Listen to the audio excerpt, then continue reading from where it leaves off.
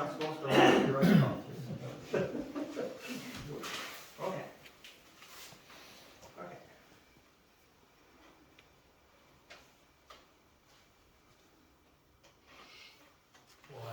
Oh, I wish we could give him some water, but since he's unconscious, we can't do that. So now our rescuers have stabilized the victim. They will continue to watch and observe him for any changes. Our bystander has recorded the rescue effort. Normally they would like to put him on his side for recovery in a recovery position so he would not choke on vomit if in fact he did. However, with the possibility of a neck injury, they can't do that. So now the paramedics arrive. Wow, it looks like you folks have done a great job providing initial care to our patient. Can you tell me what happened and what you have done and observed? I've recorded the entire rescue effort. Wow, this is amazing. It gives me everything I need to know, especially when my partner's working.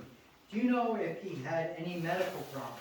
I found his medications too. Oh, wow, that's even better. That's so helpful.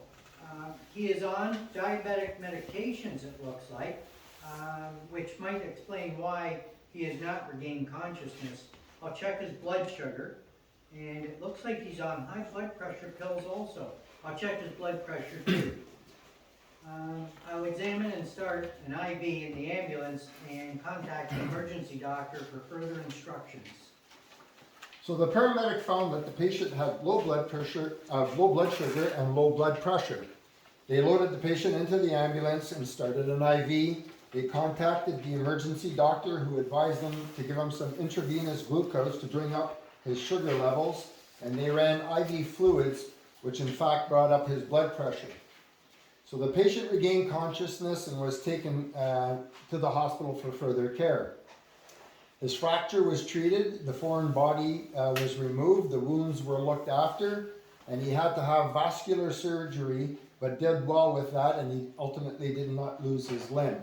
So 6 months later, our very grateful pilot was pilot in command with his restocked emergency kit in his airplane, and his son also acquired a first aid kit as well.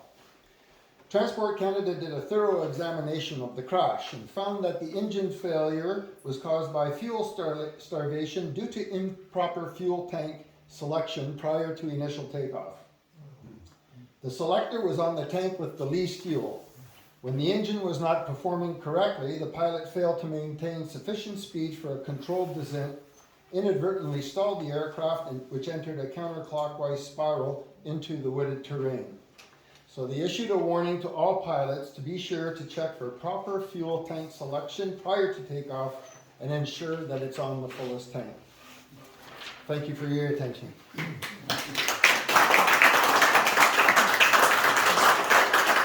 So now if you have any questions, you can hold them back for a little while. Dr. Henry will be more than happy to answer anything you may be curious about. I have a question. Show me how you move his head without like moving the neck. Like when you tilted it, it looked like to me the neck was being moved. But Yeah, maybe, so what's the basically, if you're on your own, this is really hard, okay?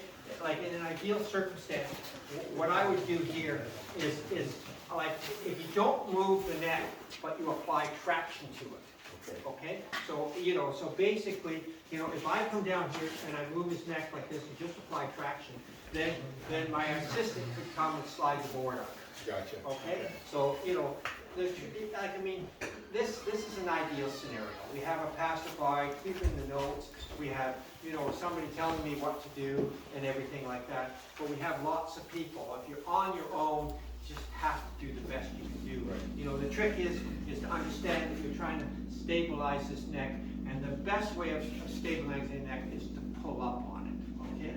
You can do harm by pushing down and by twisting, but you can't do any harm by pulling. Okay. Oh, yeah. Thank you.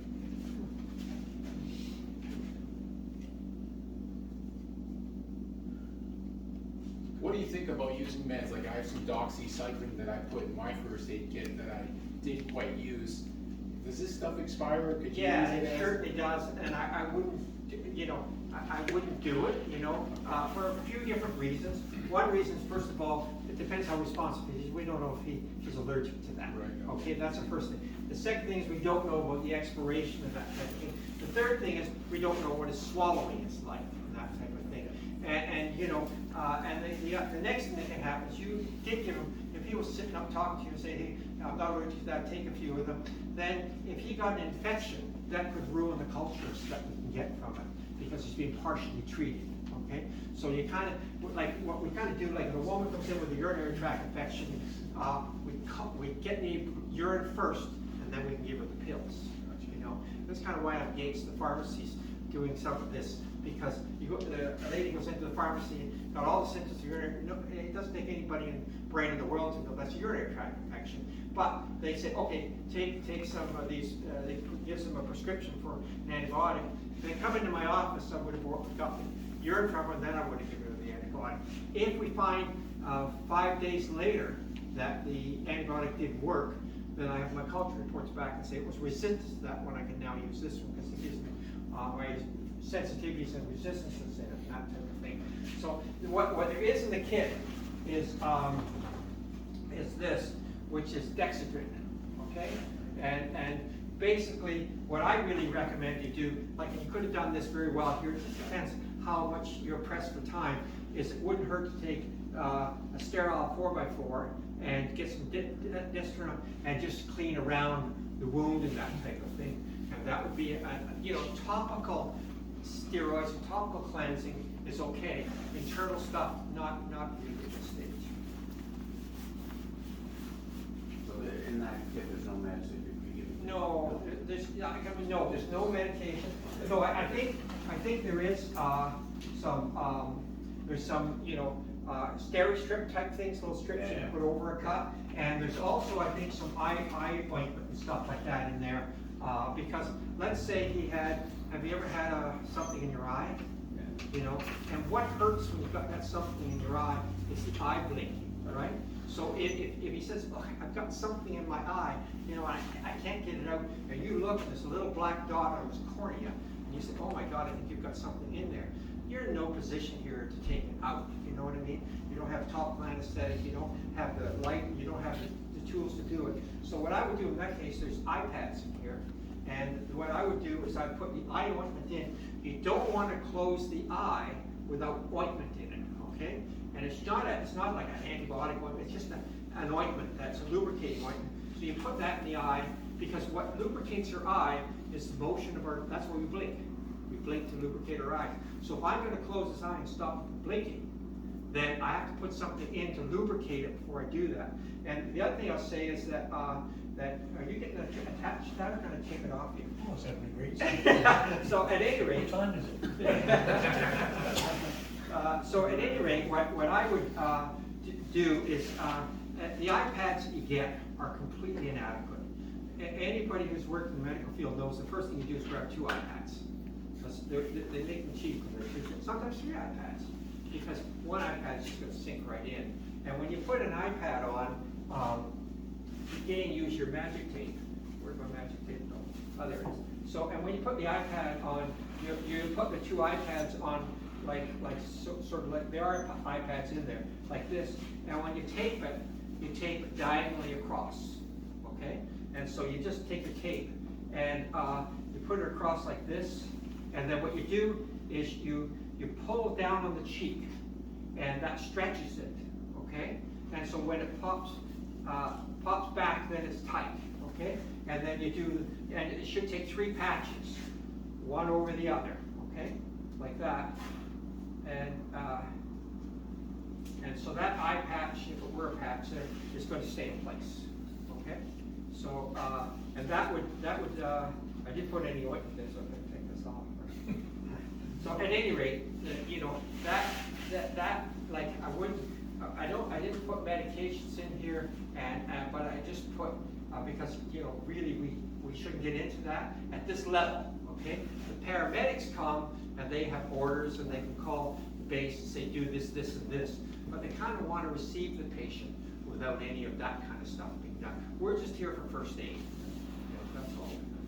So in that medical kit, is there really anything that expires, like you have to check it once a year to see? Well, I don't know, to tell you the truth. Like if anything expires, it would be this, right? Yeah, this, this does expire, this stuff does expire. Like 1 year? I don't know, like, but I mean, Yeah. probably a year or so. Yeah. But I mean, that's the only thing I'm thinking, maybe the eye ointment would expire, Yeah, you know, yeah, that would expire too. yeah. So, you know, it's not a bad idea to check those, but, you know, the thing is that, you know, I would still say that, if it's sealed and not being opened, you can be a little bit generous on those Sure. expiry dates. Yeah. You know, the only people that really stick to those expiry dates are non-medical. You know, we don't tend to, you know, be very generous with those, as long as it hasn't been opened. The moment you open it, everything changes, okay? But I would say that if you open it, that expiry date isn't true. Okay. Just one quick question. Yeah, lay down. My good shirt. My good shirt. What have you done? Yeah, okay, just, What about the just jeans? a thought. Oh my You're God. getting in the plane, I'm you gonna have happen to to fly hitchhike. in, you're allergic to the bee, Who's gonna pick up the hitchhiker you like don't have this? an EpiPen. Yeah, What would you do if, you know, they're having some well, anaphylactic and shock or this is the something? discussion I think we had, and that is, do you wanna put a bit of Benadryl or something like that in? Or just simple Benadryl? I think we'll just go to the bar like this. Yeah, so, you know, well, I went to give him a round of You don't have to thank me, it's all Henry's, this is Henry's show. So at any rate, yeah, like I didn't put any medications in, but I think there are places where you could say, let's add a medication or two. And I think, like Benadryl would be, one that I would suggest, like maybe 50 milligrams of Benadryl. And the 25 isn't gonna do anything, 50 is gonna do something, might make me a bit sleepy, and that type of thing. But, you know, that because, I guess, if it is inappropriate, or it is, not needed, or if it's expired, that's not a big thing, you know what I mean? But if it's an allergy, then, you know, that can be a life and death thing, right? So I think there's a place for Okay. yes? I think most people that have severe allergies would generally carry it. They probably Yeah. have it with them Yeah, anyway. yeah, and I think this is the part of, you know, the thing that, that, you know, I didn't mention that, but it's a great thing to add to the notes, is that, to check for a medical alert thing, you know, that's like number one, like it could be diabetic, it could be there, high blood pressure could be there, allergies would be there, maybe heart attack would be there, there's a lot of stuff that could be there, you know what I mean? So, yeah, that's a great point too. Another question I had, were you taking that? Will that be available so you could review it once a year or something like that? Yeah, we'll post it probably on the website or YouTube. or Okay. whatever. Yeah. Yeah? Yeah, like, I mean, you know, like, the funny thing about posting these kind of videos is, if you do it for social media, people have a tendency to spend about 10 seconds. So they're gonna be short snippets, do you know what I mean? Yeah. But if it's on the site, and people wanna revisit certain things, you know, like when I'm trying to learn something off YouTube, and it's a, you know, detailed thing and stuff, I sometimes play it several times, you know, and that type of thing. So no, it will, the full, like, the full set of notes is, like I say now, it grows every year. So this year it's 16 pages. And hopefully it'll get to be more and more pages as time goes by. So, you know, we can't keep, I don't know how people are coming, we don't print them. So now we're gonna post them on the website, people download them themselves and print their own one out, that type of Is thing. that on the Pine Club website? Yes, Yeah. it will be. Yeah, Heather's the one looking after that now, so she'll put it on there for us, and she'll put some videos on there, and there'll be some short snippets probably going on the media thing, just to create, you know, interest in the airport and stuff like that. As your list of contacts would get going to be on that. It's in there, yes, and it's in, like these things that I had here, these notes here that I say, put in with your emergency kit, you know what I mean? And because that's got the outline that you have there, and if, you know, if you sort of say, how did he say to splint that? You go to the splint section, how to splint, what to splint, and stuff like that.